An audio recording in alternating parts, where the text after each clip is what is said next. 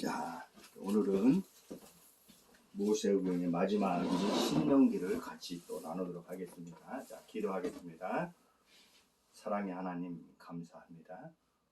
오늘 이렇게 또 사랑하는 김광훈 형제와 함께 성경을 같이 나눌 수 있도록 은혜 주심에 감사합니다.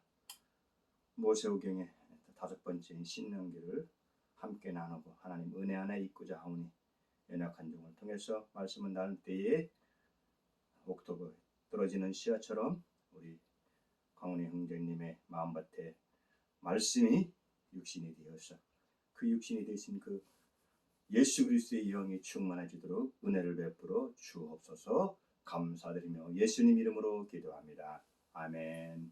감사합니다. 신명기를 펴세요. 폈어. 신명기.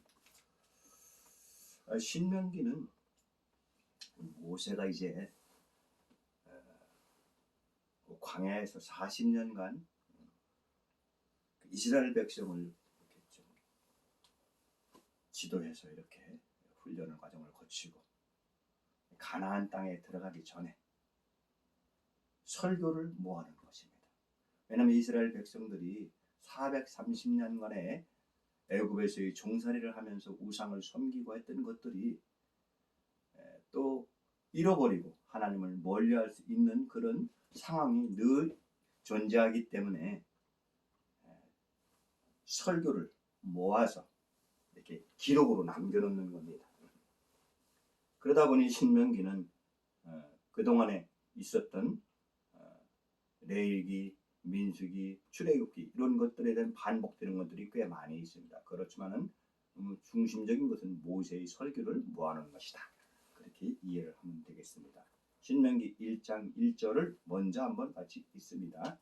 신명기 1장 1절부터 시작. 이는 모세가 요단 저쪽 숲 맞은편의 아라바 광야 곧 바란과 도벨과 라반과 에세르과 다사합 사이에서 이스라엘 무리에게 선포한 말씀이라. 호랍산에서 세일산 지나 가데스 바네아까지 10하루끼였더라. 40째 해 11째 달 그 달 첫째 날에 모세가 이스라엘 자손에게 여호와께서 그들을 위하여 자기에게 주신 명령을 다 일렀으니. 이렇게 모세가 설교한 아주 그 시간과 기간을 딱 명시를 했습니다. 40째 해 40년 됐다는 거 아닙니까? 11째 달 11월 1일 날 모세가 이렇게 말을 했다. 이렇게 기록을 하고 있습니다. 그러면은 요 지도 지난번에 드렸던 요 지도를 잠작을 하면은 그러면 이 여기 나오는 요단 저쪽 모압 땅이라는 것은 어디냐? 여기를 말하는 거예요. 여기는 가나안 땅이죠. 여기 사해바다이죠. 여기 사해바다. 여기는 갈릴리 호수. 이것도 바다라고 하는데 사실은 갈릴리 호수고 이것도 사실은 호수야. 그런데 요 이스라엘 땅의 특징이 뭐냐면은 길잖아요. 이렇게. 이쪽으로는 지중해야. 서쪽으로는 지중해. 지중해에서 바람이 불어요. 그런데 이쪽 사해바다와 이쪽 갈릴리 호수 이쪽으로 쭉 올라가면 요 연결된 강이 요단강이에요.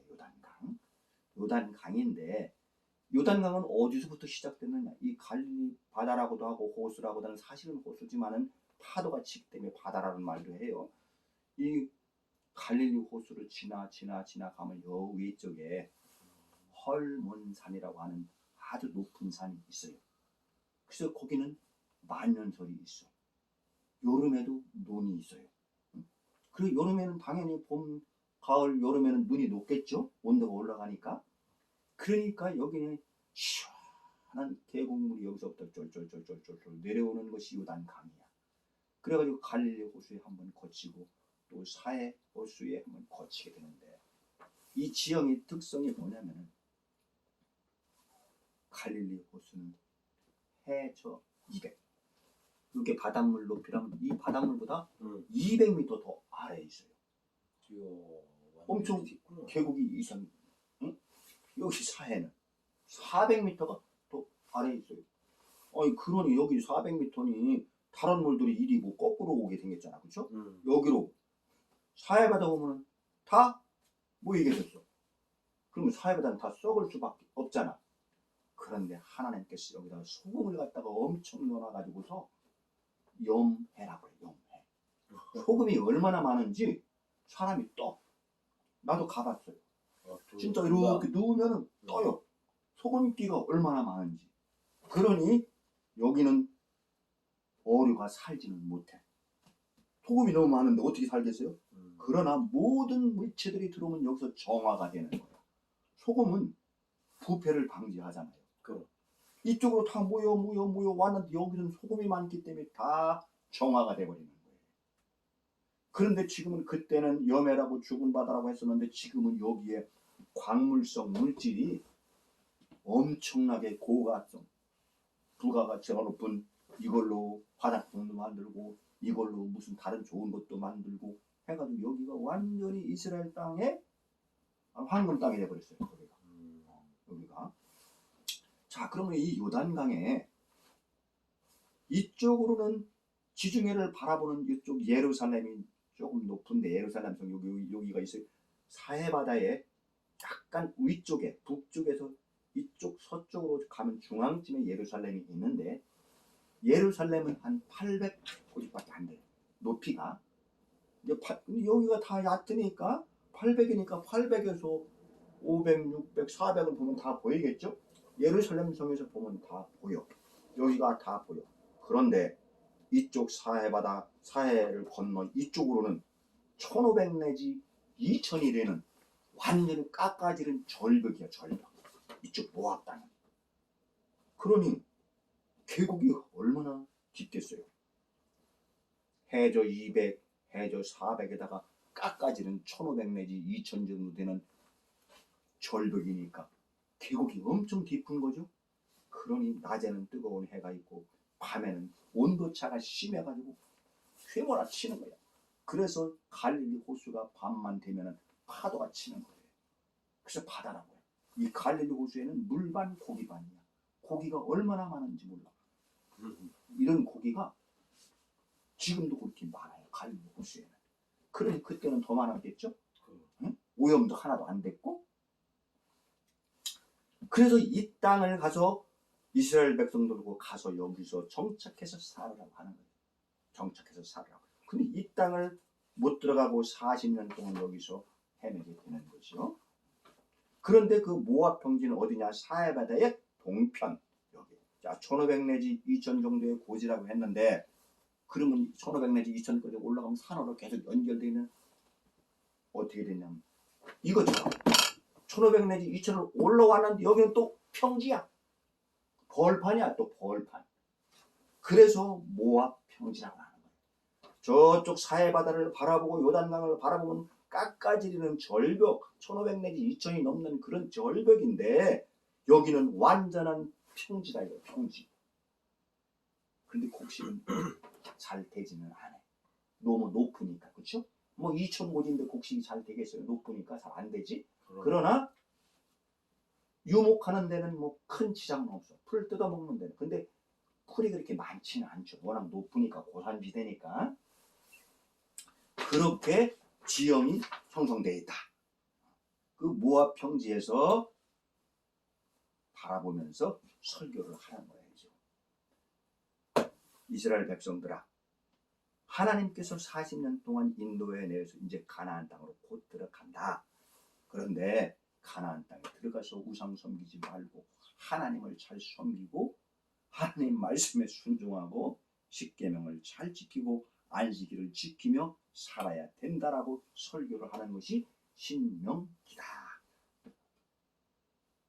그렇게 신자는 새 신자가 아니고 여기서는 되뿌리 신자, 명자는 말 그대로 명령을 다시 신의 전해 주신 십계명과 그동안에 우리가 겪었던 모든 규례와 율례를 다시 되풀이해서 기록해 놓은 것이 신명기다.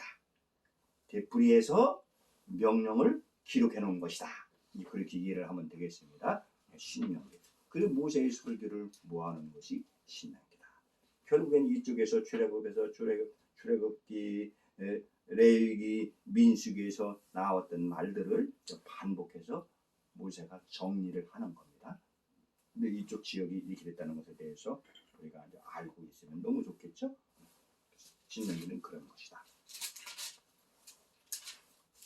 자, 그래서 우리가 이제 모세오경은 이렇게 해서 대략적으로 이제 끝내가는 겁니다. 그러면 이제 첫 장을 읽었으니까 이제 또 우리가 마지막에 또 끝나는 장을 한번 읽어봐야 되겠지요.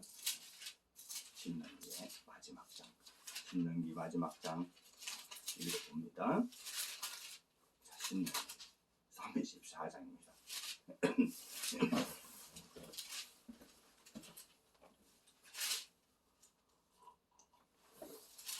왜 그러면 모압 땅에서 모세가 설교를 하게 되는가? 모세는 80세의 부름을 받으셔가지고 40년간 그 광야에서 이스라엘 백성들을 이끌은 지도자로 있었어요. 그런데 그러면 얼마나 됐습니까? 120살이 됐어요. 120살이 되었는데 그때도 눈이 아주 그 시력도 좋고 알력이 아무 이상이 없고 건강해졌어요. 근데 하나님께서 너는 가나안 땅에 못 들어간다고 했어. 그래서 자기는 못 들어가기 때문에 설교를 해서 기록으로 남기는 겁니다. 하나님의 말씀을 저버리지 말고 여기서 우리가 훈련할 때 다 당해봤지 않느냐. 죄를 지면 하나님의 진노가 있고 하나님의 말씀에 순종할 때에 모든 역사가 일어나고 축복이 되는 것이다라는 것을 깨달았으니 더 이상 그렇게 방황하지 말고 하나님 말씀에 순종하고 규례를 잘 지키거라 하는 것을 모세의 설교를 모아는 것이다. 그래서 모세의 죽음이 나오는 것으로 해서 신명기는 끝나는 겁니다. 34장 모세의 죽음에 대해서 한번 읽어봅니다. 시작. 모세의 죽음 34장. 신명기 34장 찾았어요? 자, 모세가 죽습니다. 이제 시작. 모세가 모압 평지에서 느보산에 올라가 여리고 맞은편 비스가 산 꼭대기에 이르매 여호와께서 길앗 온 땅을 단까지 보이시고 또 온 납달리와 에브라임과 므낫세의 땅과 서해까지 유다 온 땅과 네겝과 종려나무의 성읍 여리고 골짜기 평지를 소알까지 보이시고 여호와께서 그에게 이르시되 이는 내가 아브라함과 이삭과 야곱에게 맹세하여 그의 후손에게 주리라 한 땅이라. 내가 네 눈으로 보게 하였거니와 너는 그리로 건너가지 못하리라 하시매 이에 여호와의 종 모세가 여호와의 말씀대로 모압 땅에서 죽어 벳볼 맞은편 모압 땅에 있는 골짜기에 장사되었고 오늘까지 그의 묻힌 곳을 아는 자가 없느니라. 모세가 죽을 때 나이가 120세였으나 그의 눈이 흐리지 아니하였고 기력이 쇠하지 아니하였다. 이스라엘 자손이 모압 평지에서 모세를 위하여 애국하는 기간이 끝나도록 모세를 위하여 30일을 애국하니라. 모세가 눈의 아들 여호수아에게 안수하였으므로 그에게 지혜의 영이 충만하니 이스라엘 자손이 여호와께서 모세에게 명령하신 대로 여호수아의 말을 순종하였더라. 그 후에는 이스라엘에 모세가 같은 선지자가 일어나지 못하였으니 모세는 여호와께서 대면하여 아시던 자요 여호와께서 그를 애굽 땅에 보내사 바로와 그의 모든 신하와 그의 온 땅의 모든 이적과 기사와 모든 큰 권능과 위엄을 행하게 하심에 온 이스라엘의 목전에서 그것을 행한 자이더라. 자, 모세가 이렇게 죽게 되는 거예요. 그러면 가나안 땅에는 누가 들어가느냐? 40년 동안 훈련을 옆에서 잘 했던 여호수아가 여호수아를 후계자로 임명을 하고서 후계자 여호수아가 데리고 가는 거예요. 그래서 그 다음 성경이 여호수아다. 여호수아는 40년간 훈련을 잘했기 때문에 모세한테 많이 배웠잖아요. 그렇죠? 근데 여호수아는 두려움이 있었어요. 왜요? 모세가 훌륭한 종처럼 나는 할 수 있을까? 아이고 내가 이렇게 나는 어떻게 모세처럼 그렇게 훌륭하게 하나님하고 대면하면서 저렇게 참 십계명도 받고 한번 깨트려가지고 다시 또 올라가서 40일 또 해가지고 두 번이나 40일씩 두 번이나 했잖아요. 물도 안 마시고. 근데 나는 어떻게 그렇게 할 수 있을까? 염려가 늘 되었어요. 여호수아는. 그러니까 하나님께서 두려워하지 말라. 강하고 담대하라. 왜요? 여호수아가 두려워하고 있으니까. 이제 그렇게 시작하는 것이 여호수아다. 그렇게 하면 되겠어요. 자, 그럼 여호수아 조금만 우리가 하고 갈까요? 자, 여호수아 1장 1절 시작. 여호와의 종 모세가 죽은 후에 여호와께서 모세의 수종자 눈의 아들 여호수아에게 말씀하여 이르시되, 여기 딱 나와 있잖아요. 그렇죠? 모세의 종 여호수아에게. 그리고 7절에 가면 그렇게 말씀하고 있어요. 오직 강하고 극히 담대하여 나의 종 모세가 네게 명령한 그 율법을 다 지켜라. 모세가 40년 동안 너한테 알려주지 않았니? 그 말씀대로 행하거라. 좌우로나 우로나 치우치지 말고 그 모세가 알려준 대로 하면은 모든 일이 형통하게 되리라. 그렇게 하는 것이 시작하는 것이 여호수아다. 그렇게 알면 되겠습니다. 자, 재미있는 사건 하나만 나누고서 우리가 여호수아를 좀 정리하겠습니다. 모세는 가나안 땅에 정탐꾼을 보낼 때 12명 보냈다고 그랬죠? 그 10명은 부정적인 얘기를 했어. 그래가지고 결국에는 다 죽게 되었는데 여호수아는 그걸 경험을 했기 때문에 딱 두 사람만 보냈어요. 자, 여기 아까 사해바다 알려줬죠? 사해바다에서 딱 느부산에서 모세가 딱 바라보고 설교하고 막 그랬잖아. 이쪽에서요. 모압 평지에서. 그런데 여기 예루살렘 성을 치려면은 예루살렘 성 가기 전에 요 바로 밑에 여리고성이 먼저 있어요. 여리고성은 바로 가까이 있는 거예요. 사해바다의 바로 북쪽에 바로 밑에. 여리고성에도 또 직선거리로 조금 더 가면은 예루살렘 성이 있고. 그리고 예루살렘을 가기 전에 여리고를 먼저 정복을 해야만 갈 수밖에. 왜? 길목이니까. 그 여리고성을 한번 쫙 정탐하라고 보냈어요. 근데 몇 명을 보냈냐? 딱 두 명을 보냈어요. 두 명을 딱 보내니까 너무 좋잖아. 활동하기도. 여리고성에 딱 가서 이렇게 정탐을 쫙 하는데, 어떻게 정보가 샜어. 정보가 새가지고 숨어야 되겠는데 숨을 데가 없어서 그 여리고성에 붙어있는 기생 라합이라고 있어요. 기생 라합의 그 술집으로 딱 들어갔어요. 근데 술집으로 딱 들어갔는데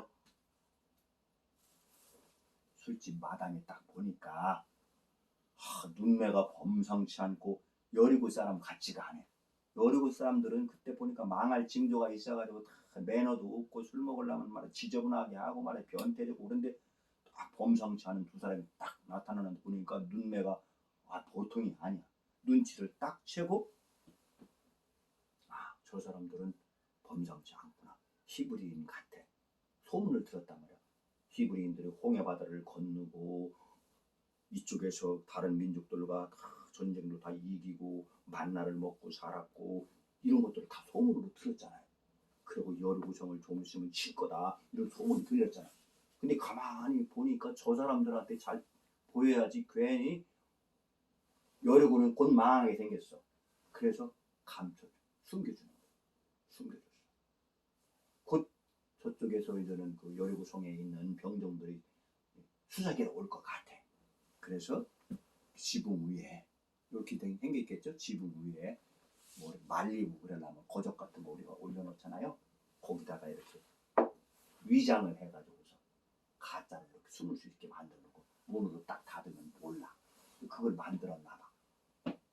거기다가 딱 숨겨주고서 탁 뭐 말리는 것처럼 탁 위장을 하고. 그래 이제는 병정들이 딱 들어가. 야 여기 스파이들 안 왔어. 그러니까 왔어요. 그런데 금방 나갔어요. 안 왔어요. 그러면 확 뒤질 거 아니야. 그죠? 왔어요. 근데 금방 나갔어요. 바로 쫓아가면은 잡을 수 있을 거예요. 그래서 그래. 쫓아가는데 뭐가 있어. 자기 집에 지붕에다 신겨놨는데. 기생 라합이 내가 이렇게 살려줬으니 만약에 당신들이 이 여리고를 치게 되면 우리 가족도 좀 살려주시오. 그러니까 살려주마. 우리가 여리고를 치는 그날에 너희 가족은 이 집에 다 모이거라.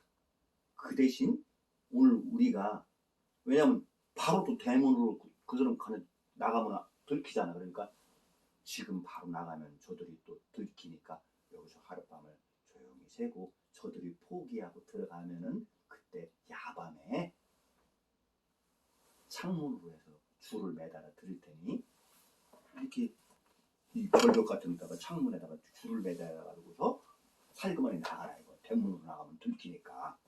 근데 이 성벽은 그냥 바깥으로 있었던 것 같아. 성벽에 있는 기생집이니까 이 안에는 여리고 성이고 이 성벽은 이쪽으로 바깥으로 있고 빨간 줄을 매달아 가지고 피신을 시켰었어요. 그래서 약속을 한 거예요.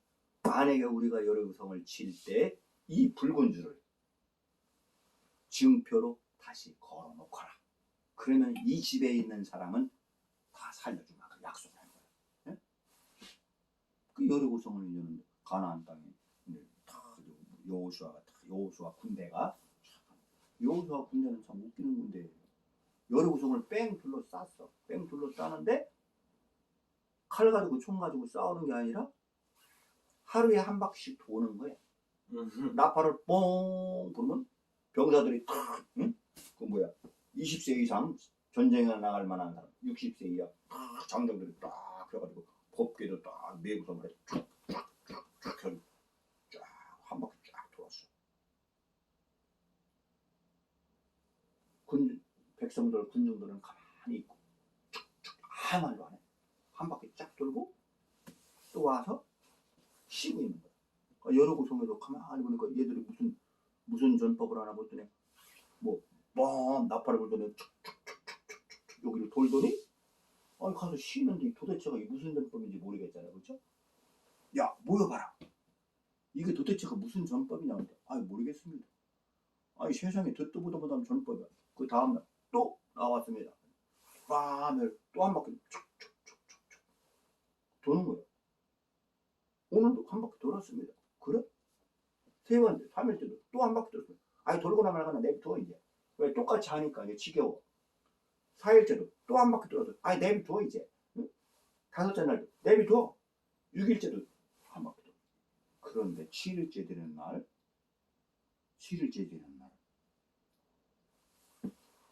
빰 하더니 한 바퀴 돌더니 끝나자고 또 도는 거야. 장군이 큰일 났습니다. 왜?